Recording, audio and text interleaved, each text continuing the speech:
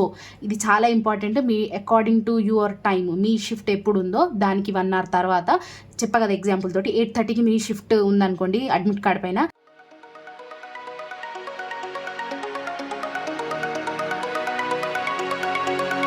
Hi friends, welcome to my YouTube channel Banking Aspirant Telugu. I hope all are you doing good and preparing well for the upcoming exams. So today video is about SBI Clerk Prelims last 10 days of strategy. So మనందరికి తెలిసినట్టుగా 10th of February మన admit cards అనేవి అందరివి వచ్చేసినాయి. So మనకి exam start అయ్యేది 22nd February నుంచి. So last date 1st March. So మనకు 4 daysలో ఎగ్జామ్ ఉంది. సో నెంబర్ ఆఫ్ షిఫ్ట్స్ కూడా ఉంటాయి అందులో. సో 22nd February చూసుకుంటే మనకు లాస్ట్ 10 days గ్యాప్ ఉందన్నట్టు. So SBI clerk exam start అవ్వడానికి. సో ఈ 10 daysలో మనము ఎలా ప్రిపేర్ అవ్వాలి, సో బేసికలీ మన ప్రిపరేషన్, సో ఇప్పుడు కొత్తగా ఏం ప్రిపేర్ అవ్వాల్సిన అవసరం లేదు. సో మన స్కోర్ని ఎలా బూస్ట్ చేసుకోవాలి మాక్లో అయినా, సో మనం అసలు ఎలా ప్రిపేర్ అవ్వాలి, సెక్షన్ వైజ్గా ఎలా ప్రిపేర్ అవ్వాలి, ఏ సెక్షన్కి ఇప్పుడు ఎంత టైం ఇవ్వాలి, సో ఎలా చదవాలి, సో మన స్పీడ్ అక్యురసీ రెండు తగ్గకూడదు ఈ 10 daysలో, లాస్ట్ 10 daysలో అనేది ఈ వీడియోలో చూసేద్దాం. సో వీడియో స్టార్ట్ చేయబోయే ముందు మీరు మన ఛానల్ని కొత్తగా విజిట్ చేసినట్లయితే do subscribe my channel banking aspirant Telugu. And ఎవరైతే బ్యాంకింగ్ ప్రిపరేషన్ చేస్తున్నారో, సో ఎస్బీఐ క్లర్క్కి ఎవరెవరైతే ఎగ్జామ్ రాస్తున్నారో వాళ్ళందరితో ఈ వీడియో షేర్ చేయండి, సో దట్ వాళ్ళకు కూడా హెల్ప్ఫుల్ అవుతుంది. సో ఇంకా డిలే చేయకుండా వీడియోని స్టార్ట్ చేసేద్దాం. సో ఫస్ట్ ఆఫ్ ఆల్ మన mind set and strategy. So ఈ 10 daysలో మన మైండ్ సెట్ ఎలా ఉండాలి, మన స్ట్రాటజీ ఎలా ఉండాలి, సెక్షన్ వైజ్ అప్రోచ్ ఎలా ఉండాలి, అవన్నీ ఈ వీడియోలో మాట్లాడుకుందాం. సో ఫస్ట్ స్టార్ట్ చేద్దాం. So mind set and strategy గురించి ఫస్ట్. సో ఇప్పుడు 10 daysలో మనకు ఎక్కువ ఇంపార్టెంట్ అనేది మాక్ టెస్ట్. సో ఆ మాక్ టెస్ట్ని ఎలా అటెంప్ట్ చేయాలి, సెక్షనల్ మార్క్స్ ఎలా ఇవ్వాలి, మాక్ని అనలైజ్ ఎలా చేయాలి, పర్సంటైల్ స్కోర్స్ ఇవన్నీ మాట్లాడదాం. సో అటెంప్ట్ ఫుల్ మాక్ డెఫినెట్గా అందరికి తెలిసినట్టు చేస్తూ కూడా ఉంటారు. సో ఇంకా చేయకపోతే కొందరు ఉంటారు కదా, సో లాస్ట్ 10 daysలో అంటే నెంబర్ ఆఫ్ మార్క్స్ పెంచేద్దాం, ఇప్పటివరకు చేయకుండా సో డేట్ వచ్చిన తర్వాత చేసేద్దాం, అలాంటి వాళ్ళు ఉంటారు కదా, వాళ్ళ కోసం చెప్తున్నా.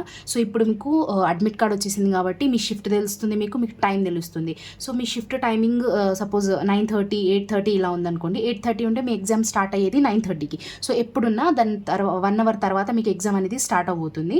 సో మీ షిఫ్ట్ టైమింగ్ చూసుకోండి. సపోజ్ ఇప్పుడు మీకు 8:30కి షిఫ్ట్ ఉందనుకోండి, సో మీ 9:30కి ఎగ్జామ్ అవుతుంది. సో మీరు మాక్ కూడా 9:30 నుంచి ఇవ్వడానికి ట్రై చేయండి. సో దట్ ఆ టైంలో మీ మైండ్ ఎలా వర్క్ చేస్తుంది అనేది మీకు చాలా బాగా అర్థమవుతుంది. సో ఇన్ని రోజులు అంటే మనకు షిఫ్ట్ తెలీదు, అంటే ఎప్పుడు ఏ షిఫ్ట్ తెలీదు, ఏ రోజు ఎగ్జామో తెలియదు కాబట్టి మనకు అంటే మాక్ ఎప్పుడు ఇవ్వాలి అంటే నార్మల్గా ప్రిపరేషన్ అయినాక డైలీ ఒక మాక్ ఇచ్చేస్తే సరిపోయేది. సో ఇప్పుడు మీకు షిఫ్ట్ తెలిసిందంటే టైం తెలిసింది కాబట్టి మీరు అకార్డింగ్ టు దట్ టైం మీరు మాక్ ఇచ్చారనుకోండి, మీకు చాలా యూస్ఫుల్ అవుతుంది. అంటే మీరు యూస్ టు అయిపోతారు అన్నట్టు. 10 days ఉన్న 22 ఉన్న వాళ్ళకి 10 days, తర్వాత ఉన్న వాళ్ళకి ఇంకా చాలా డేస్ ఉంటుంది కదా. సో మీకు ఎగ్జామ్ వరకు రియల్ టైం ఎగ్జామ్లో కూడా అదే అలవాటు అవుతుంది. సో ఆ మైండ్ సెట్ తోటి మీరు పని చేయవచ్చు అన్నట్టు. సో సపోజ్ 8:30కి ఉంటే సేమ్ తర్వాత 1 hour తర్వాత సో 9:30 నుంచి ఇవ్వండి. 1కి రిపోర్టింగ్ టైం ఉంటే 2 నుంచి ఇవ్వండి ఎగ్జామ్. సో ఆ హ్యాబిట్ మీరు క్రియేట్ చేసుకోవాలి. సో ఎన్ని మార్క్స్ ఇవ్వాలి అని అంటే ఇప్పుడు మీరు ఒకవేళ ముందు నుంచి ఇవ్వకపోతే మీరు ఒక మార్క్ ఇవ్వండి. సో నా అడ్వైజ్ ఏంటంటే మీరు 2 marks ఇవ్వండి. సో మార్నింగ్ ఒకటి, సో ఒకటేమో మీ షిఫ్ట్ ప్రకారం ఇవ్వండి. అదే చెప్పా కదా, ఆల్మోస్ట్ 1 hour తర్వాత మీ షిఫ్ట్ టైమింగ్ చూసుకొని 1 hour తర్వాత ఆ టైంలో ఒకటి ఇవ్వండి.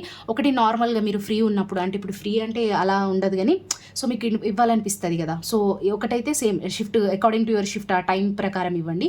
ఇంకొకటి నార్మల్గా ఈవినింగ్ అయినా, సో మీ షిఫ్ట్ లేకుండా టైమింగ్ లేనప్పుడు ఎప్పుడో ఒకసారి అలా ఇవ్వండి. సో ఒకటే ఇస్తాము, ఇంకొకటి షిఫ్ట్ చూడాలా, మళ్ళీ దాన్ని అనలైజ్ కూడా చేయాలి కదా. సో ఒక్కటే ఇస్తాము తర్వాత ఇవ్వము, ఏమన్నా ఎఫెక్ట్ అవుతుందా అంటే పెద్దగా ఎఫెక్ట్ ఏం అవ్వదు. మీరు ఆల్రెడీ ఇచ్చేసి ఉంటారు కాబట్టి ఎఫెక్ట్ ఏం అవ్వదు. కానీ ఒకవేళ మీకు కొంచెం కాన్ఫిడెన్స్ అనేది ఇంకా ఎక్కువ బూస్ట్ అవ్వాలంటే మీరు ఏం చేస్తారంటే ఒకటైతే ఫుల్ మార్క్ ఇవ్వండి according to your shift timing. ఇంకా ఏం చేస్తారంటే 3 సెక్షనల్ మార్క్స్ ఇవ్వండి. So English, quant and reasoning. So ఈ సెక్షనల్ మార్క్ ఇచ్చేస్తే ఈవెన్చువల్గా మీరు ఒక ఫుల్ మార్క్ ఇచ్చినట్టు కదా. కాకపోతే ఇక్కడ 20 minutes స్పాన్ ఉంటుంది కాబట్టి మీకు ఒక ఫుల్ మార్క్ ఒక 1 hour కూర్చొని ఇచ్చాము మళ్ళీ కూర్చొని ఇవ్వాలా అనే స్ట్రెస్ ఉండదు. సో ఒకటి ఫుల్ మార్క్ ఇచ్చేయండి. ఇంకా 3 అనేది సెక్షనల్ మార్క్. మీ షెడ్యూల్ ప్రకారం మీరు 3 marks ఎప్పుడైనా ఇవ్వచ్చు. సో ఒకటైతే ఫుల్ మార్క్ చాలా చాలా ఇంపార్టెంట్. మీరు అనుకోవచ్చు టైంకి ఇస్తే అంత ఏం ఇంపాక్ట్ అవుతుంది, వేరే చదువుకోవచ్చు కదా అని. సో ఇప్పుడు మీరు చేయాల్సింది జస్ట్ మార్క్ని ఎలా ప్రిపేర్ అవ్వాలి, సో మీ ఆ టైంలో మీ మైండ్ ఎలా వర్క్ చేస్తుంది అది చాలా ఇంపార్టెంట్.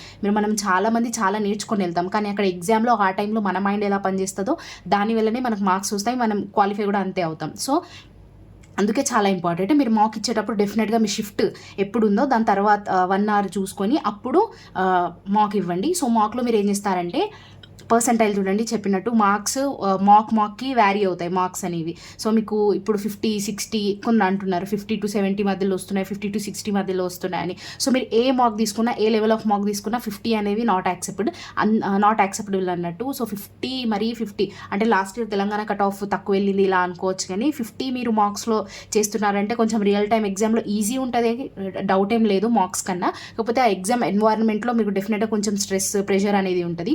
సో ఇంకా కొంచెం తక్కువ అయ్యే ఛాన్సెస్ ఉంటాయి. అందుకే మీరు ట్రై చేయండి ఈ 10 days 70+ అయినా మీరు ఇట్లానే టచ్ చేయాలి. బెస్ట్ స్కోర్ అనేది 80+. సో మరియు పర్సంటైల్ చూసే మార్క్స్ అంటున్నారు ఏంటి అంటే, సో మీకు పర్సంటైల్తో మరీ 50 మార్క్స్ వస్తే పర్సంటైల్ కూడా తగ్గిపోతుంది కదా.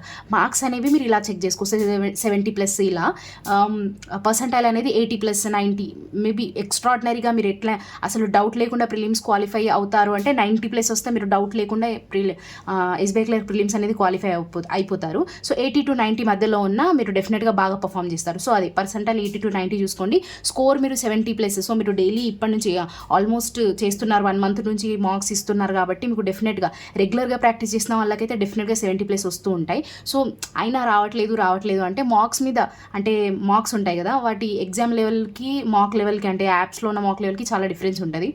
రియల్ టైం ఎగ్జామ్ కొంచెం ఈజీగా ఉంటుంది కంపారిటివ్. సో మార్క్స్ మీద సపోజ్ ఇప్పుడు మీకు 70, 65+ ఇలా వస్తున్నా ఓకే, జస్ట్ పర్సంటైల్ చూసుకోండి అంతే. మరీ ఎక్కువ స్ట్రెస్ తీసుకోకండి, అయ్యో ఎన్నే మార్క్స్ వస్తున్నాయి, ఎగ్జామ్ 10 daysలో ఉంది, తర్వాత అయినా 27కి ఇలా ఉంది ఎగ్జామ్ అయినా రావట్లేదు అంటే మీరు డెఫినెట్గా మీరు బాగా కష్టపడితే డెఫినెట్గా మార్క్స్లో మార్క్స్ కొంచెం వ్యారీ అవ్వచ్చు, కానీ మీరు డెఫినెట్గా బాగా అన్ని కాన్సెప్ట్ నేర్చుకుంటే రియల్ టైం ఎగ్జామ్లో మీరు డెఫినెట్గా క్వాలిఫై అయిపోతారు. సో తర్వాత అక్యురసీ అండ్ స్పీడ్ చాలా ఇంపార్టెంట్. సో మీకు తెలిసినట్టు 4 daysలో ఎగ్జామ్ ఉంటాయి, షిఫ్ట్స్ ఉంటాయి చాలా. సో నార్మలైజేషన్ అనేది చాలా పెద్ద రోల్ ప్లే చేస్తుంది అన్నట్టు. మీరు ఆల్రెడీ IBPS PO మెయిన్స్లో చూసారు, అక్కడ మరి ఎలాంటి నార్మలైజేషన్ జరిగిందో తెలియదు, కానీ అక్కడ కూడా చాలా అక్యురసీ కరెక్ట్ ఉన్నా నెగిటివ్ అవుతున్నాయి. ఇక దాని గురించి మనం పక్కన పెట్టేస్తే మోస్ట్లీ ఎగ్జామ్స్లో నార్మలైజేషన్ జరుగుద్ది కదా. సో మీరు ట్రై టు ఏమంటారు అక్యురసీ పైన బాగా వర్క్ చేయండి. సో నార్మల్గా ఇంగ్లీష్లో అయినా కొన్ని క్వాంట్స్లో కూడా మనం ఇది అనిపిస్తుంది యూనిట్ డిజిట్ ఇది వచ్చేస్తే తొందరగా పెట్టేస్తాం. సో క్యాలిక్యులేట్ చేయకుండా యూనిట్ డిజిట్ వస్తే తొందరగా పెట్టేస్తాం. అక్కడ మనకి ఎగ్జామ్లో ఎస్బీఐ క్లర్క్ కదా, సో ప్రిలిమ్స్ రీజనల్ లాంగ్వేజ్ కూడా ఉంటుంది, సో తెలుగు కూడా వస్తుంది అందులో. సో స్క్రోల్ చేయడానికి ఉంటాయి ఆప్షన్స్ అన్నట్టు, క్వశ్చన్ వచ్చేసి మళ్ళీ స్క్రోల్ చేస్తుంటే కింది వరకు కూడా ఆప్షన్స్ ఉంటాయి. సో మనము త్వరగా చేయాలి అనేసి ఏం చేస్తాం, సపోజ్ ఇప్పుడు 21 to 22 ఉందనుకోండి, లాస్ట్ 2 యూనిట్ డిజిట్ 2 వచ్చింది అనుకోండి. సో మనకు ఫస్ట్ 2 యూనిట్ డిజిట్ కనబడగానే సో అది పెట్టేస్తాం, సో స్పీడ్గా పెట్టేయడంలో. సో కింద ఇంకొకటి కూడా ఉండొచ్చు, సో మనం అంత మొత్తం చూడం త్వరలో. సో అందుకే అలాంటి మిస్టేక్స్ అయితే అస్సలు చేయదు, అవి అక్యురసీని చాలా దెబ్బతీస్తాయి. ఆ క్వాంట్లో అయినా కొంచెం రీజనింగ్లో అయినా మనము సర్క్యులర్ పజిల్ అరేంజ్ చేయడంలో ఒక్కొక్కసారి అంటే లెఫ్ట్ నుంచి చూడాలా, రైట్ నుంచి చూడాలా, ఇలాంటివి ఉంటాయి కదా. సో స్పీడ్ అక్యురసీ రెండు మెయింటైన్ చేయాలన్నట్టు. సో మనం స్పీడ్ చేద్దాం అని అక్యురసీని వదిలేస్తే మీరు ఎన్ని చేసినా అది లాభం లేదు. మీకు మార్క్స్ తెలుసు కదా, 1.25 కట్ అయిపోతాయి. తర్వాత ఆ క్వశ్చన్ మార్క్ 1 కట్ అయిపోతుంది, 0.25 కట్ అయిపోతుంది. సో ఒక్క రాంగ్ అయితే 1.25 కట్ అయిపోతుంది. సో అలాంటి రిస్క్ అస్సలు తీసుకోకండి. సో మీరు 2-3 రాంగ్ అయినా మీరు చూసుకోవచ్చు, చాలా మార్క్స్ నెగిటివ్ అయిపోతాయి. సో అందుకే యూనిట్ డిజిట్ చెక్ చేసేటప్పుడు, పర్సంటేజెస్ చెక్ చేసేటప్పుడు, అప్రాక్సిమేషన్లు, సో ఇలాంటివి కొన్ని మిస్టేక్స్ మనకు యూజువల్గా జరుగుతుంటాయి, నాతో కూడా జరుగుతాయి. సో అందుకే చెప్తున్నా, మీరు కూడా యూనిట్ డిజిట్ చెక్ చేసేటప్పుడైనా, సో ఇంగ్లీష్లో ఇది క్వాంట్లో. సో ఇంగ్లీష్లో ఎలా అంటే నార్మల్గా ఇది అనిపిస్తుంది కాబట్టి పెట్టేస్తాం. ఎర్రర్స్లో అయితే ఓహో ఇక్కడ కొంచెం చదవడానికి ఏదోలా ఉంది, రిలేట్ అవ్వట్లేదు అందుకే పెట్టేస్తాం. సో అలా అస్సలు చేయొద్దు, మీకు 100% తెలుస్తుంటేనే చేయండి. సో ఇంగ్లీష్లో ఒక 2-3 రాంగ్ అయినా పర్లేదు, ఎందుకంటే మనము 100%గా చెప్పలేము కాబట్టి కొన్ని అలా అంతే ఇంగ్లీష్ తప్ప. సో రీజనింగ్ అండ్ క్వాంట్లో మాత్రం 100% అక్యురసీ మీరు మెయింటైన్ చేయాలి. సో అది అక్యురసీ అండ్ స్పీడ్. సో మీరు స్పీడ్గా చేసి జస్ట్ అన్నీ పెట్టేసినా అంటే కూడా మీ మార్క్స్ రావు. తర్వాత అనిపిస్తుంది నార్మలైజేషన్ అయింది, నేను ఇన్ని పెట్టినా క్వాలిఫై అవ్వలేదు, ఇలాంటివి అనిపిస్తాయి అన్నట్టు. సో అక్యురసీ ఉంటే సరిపోతుంది అంటే accuracy first, focus on accuracy, తర్వాత స్పీడ్. సో నేనేమంటా అంటే 2 ప్యారలల్గా తీసుకెళ్ళండి, అప్పుడే మీరు క్వాలిఫై అవుతారు. దెన్ నెక్స్ట్ టైం మేనేజ్మెంట్ చెప్పా కదా, ఇప్పటి నుంచే మీరు సెక్షనల్ మార్క్స్ ఇచ్చేటప్పుడు ఎన్ని మినిట్స్లో ఏం చేస్తున్నా, సింప్లిఫికేషన్ ఎన్ని మినిట్స్లో చేస్తున్నా, రీడింగ్ కాంప్రిహెన్షన్ ఎలా చదువుతున్నా, సో ఎక్కడ మిస్టేక్స్ అవుతున్నాయి, ఎక్కడ అక్యురసీ, ఇవన్నీ మీరు టైం మేనేజ్మెంట్ కింద చేసుకోవచ్చు. సో స్పీడ్ ఉంది కానీ అక్యురసీ రావట్లేదు, అక్యురసీ ఉంది కానీ అటెంప్ట్స్ పెరగట్లేదు, సో ఇలాంటివి మీరు ఇక్కడే చెక్ చేసుకోవాలన్నట్టు. మీకు అక్కడ వెళ్ళి రియల్ టైం ఎగ్జామ్లో వెళ్ళి అక్కడ టెస్ట్ చేయాల్సిన అవసరం లేదు కదా. సో అందుకే మీరు మీ shift according to your shift ఆ టైం ఎప్పుడు ఉందో అప్పుడు ఇవ్వండి. సో దట్ మీ మైండ్ ఆ టైంకి, ఆ టైం స్లాట్లో మీ మైండ్ ఎలా వర్క్ చేస్తుందో మీకు డెఫినెట్గా తెలుస్తుంది. సో ఇది చాలా important. Me according to your time, me shift ఎప్పుడు ఉందో దానికి 1 hour తర్వాత చెప్పా కదా ఎగ్జాంపుల్ తోటి 8:30కి మీ షిఫ్ట్ ఉందనుకోండి అడ్మిట్ కార్డ్ పైన, 9:30కి అలా ఎగ్జామ్ స్టార్ట్ అవుతుంది. సో 9:30 నుంచి మీరు ఎగ్జామ్ ఇవ్వండి ఇంట్లో కూడా ఈ రిమైనింగ్ 10 డేస్లో. సో 22 ఉన్న వాళ్ళకి 22కి ఎగ్జామ్ ఉన్న వాళ్ళకి 10 డేస్, తర్వాత రిమైనింగ్ అలా పెరుగుతూ ఉంటాయి కదా. సో అది దెన్ నెక్స్ట్ ఇది ఎగ్జామ్. సో ఇది ఎగ్జామ్లో చాలా బాగా వర్క్ అవుతాయి, రియల్ టైమ్ ఎగ్జామ్లో ఇది అందరు చెప్తారు. సో అది ఎలా డెవలప్ చేయాలి హ్యాబిట్లో. సో మనము ఎగ్జామ్ ఇచ్చినాక కూడా చెప్తాం కదా. సో అయ్యో అక్కడ పజిల్లో టైం వేస్ట్ చేయకుండా ఉండాల్సింది వేరేవి అటెంప్ట్ అయ్యేవి, నాతో కూడా చాలా టైమ్స్ అవుతుంది. సో మనకు రీజనింగ్లో అవుతుంది ఎలా ఎక్కువ, ఎందుకంటే మనకు తెలుసు కొంచెం ఇంకో 1 minute టైం ఇచ్చినా ఇది మనతో సాల్వ్ అవుతుంది. సో ఇక్కడ ఇచ్చేద్దాం, తర్వాత ఇది ఫాస్ట్గా చేసేద్దామని స్పెషల్లీ రీజనింగ్లోనే అవుతుంది. ఎందుకంటే రీజనింగ్ చేస్తూ వచ్చేస్తుంది కాబట్టి కొంచెం టైం తీసుకున్నా మనకు డెఫినెట్గా మార్క్స్ వస్తాయి కాబట్టి అక్కడ రీజనింగ్లో మనం ఎక్కువ ఇలాంటి మిస్టేక్ చేస్తాం. సో మీరు ఏం చేయండి అంటే don't spend too much time on only 1 question. So చెప్పా కదా అది రీజనింగ్లో అవుతుంది. సో ఇక్కడ నుంచే మీరు అంటే ఇప్పుడు మార్క్స్ ఇస్తారు కదా ఈ 10 days, అక్కడే మీరు ఎక్కువ ప్రాక్టీస్ చేయండి. సో ఒక పజిల్ రావట్లేదా, సో దానికి prelims level puzzle 2 to 3 minutes కన్నా ఎక్కువ తీసుకోదు సాల్వ్ చేయడానికి. క్వశ్చన్ విత్ క్వశ్చన్స్ చెప్పలేదు. సో 2 to 3 minutes కన్నా ఎక్కువ తీసుకోదు. 2 to 3 minutes అనేది లాస్ట్. సో ఆ 2 to 3 minutesలో రాకపోతే ఇంకొకసారి ఇవ్వచ్చు అంతే, ఇంకో 1 minute ఇవ్వచ్చు. తర్వాత మీరు నెక్స్ట్ క్వశ్చన్కి డెఫినెట్గా స్కిప్ చేయాల్సిందే. సో అలాంటి హ్యాబిట్ మీకు ఎప్పుడు వస్తుంది, స్కిప్ చేయండి అంటాం కానీ మనకు రీజనింగ్లో స్కిప్ చేసే అరే ఇది మళ్ళీ అయిపోతుంది 35 అటెంప్ట్ చేయాలని ఒక నార్మల్గా మనం అనుకుంటాం 35 చేయాలి అని. సో ఆ ప్రెషర్లో ఏం చేస్తామంటే ఇది మళ్ళీ చేస్తే మళ్ళీ టైం ఉంటుందో లేదో అనేసి అక్కడ స్కిప్ చేయాలి అని అనుకున్నాం. అరే ఒక 1 minute చేస్తే వచ్చేస్తుందేమో అనేసి అక్కడే సాల్వ్ చేస్తూ ఉంటాం. సో రీజనింగ్లో ఎక్కువ జరుగుతుంది కాబట్టి సో అలా ఉన్నా మీరు చేయవద్దు. తర్వాత మీకు ఇంకా కొంచెం సింపుల్ క్వశ్చన్స్ ఉంటాయేమో అవి చేసి తర్వాత ఈ క్వశ్చన్కి వచ్చేస్తే బెటర్ కదా. సో అందుకే ఒక్క క్వశ్చన్ మీద అసలు స్పెండ్ చేయకండి ఎక్కువ time. So don't preplan your attempts చెప్పా కదా.